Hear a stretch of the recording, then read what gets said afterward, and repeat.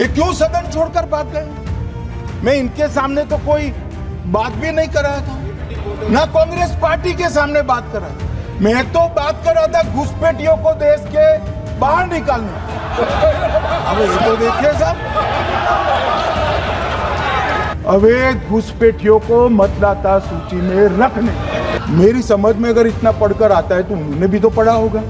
एक भी अवैध घुसपैठियों को इस देश में हम वोट नहीं देंगे। मूल मुद्दा है अवैध घुसपैठियों को मतदाता सूची में रखने। कल देर रात को मान्यवर मैं मेरा भाषण तैयार कर लूं, तो मैंने अपने आप को पूछा कि ये सब इतना स्पष्ट है तो ये मुद्दा क्यों उठा रहे?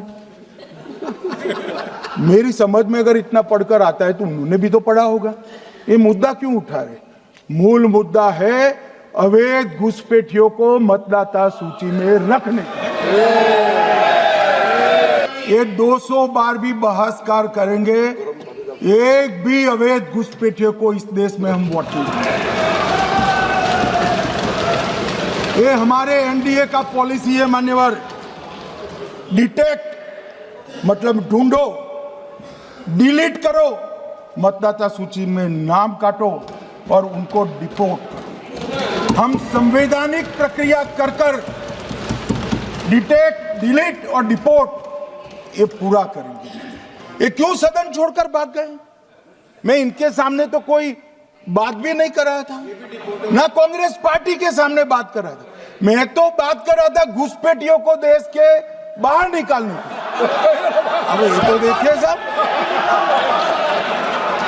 अगर मैंने इतने सारे आरोप करे श्री जवाहरलाल नेहरू पर, इंदिरा गांधी पर, इनके पिताजी पर, सोनिया जी पर, तब भागते तो लाजिम था। ये घुसपैठियों को लिए भाग गए क्योंकि उनकी हमारी पॉलिसी है डिटेक्ट, डिलीट और डिपोर्ट। उनकी पॉलिसी है नॉर्मलाइज कर दो घुसपैठ को, उसके बाद में मान्यता प्रदान कर दो और चुनाव में मतदाता सूची में डालकर फॉर्मलाइज कर दो। मगर साहब ये लंबे समय तक नहीं चलना।